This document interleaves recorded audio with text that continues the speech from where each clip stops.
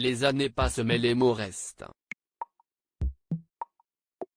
En 2023, Olivier Véran s'évertue à défendre le projet de l'exécutif autour de la réforme des retraites.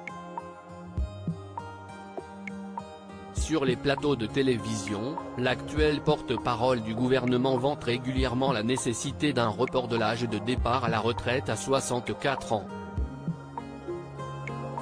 Et pourtant, l'ex-ministre de la Santé n'a pas toujours été un défenseur de ce genre de mesures.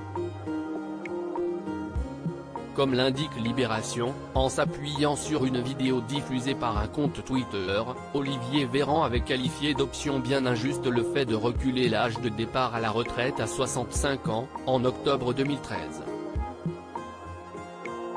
Olivier Véran était alors un député socialiste de l'Isère, et s'opposait à une mesure voulue par les députés UMP.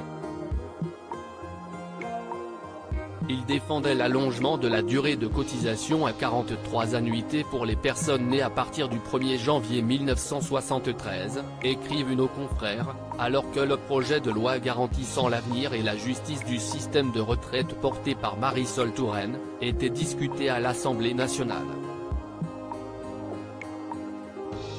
Olivier Véran a fait évoluer son discours sur les retraites en 2023, désormais dans les rangs macronistes, Olivier Véran défend une réforme juste et nécessaire.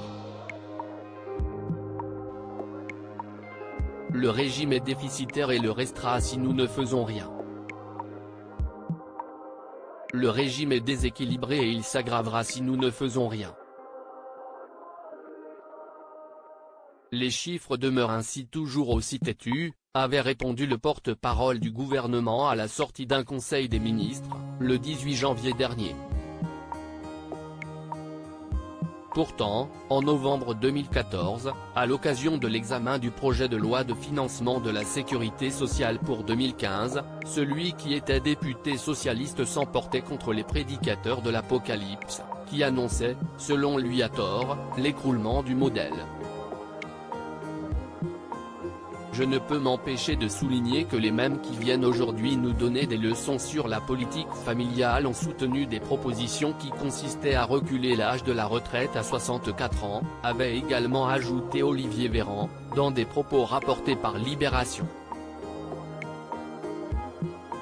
Plus de 8 ans plus tard, le membre du gouvernement a changé de parti politique et a donc fait évoluer son avis sur la question des retraites.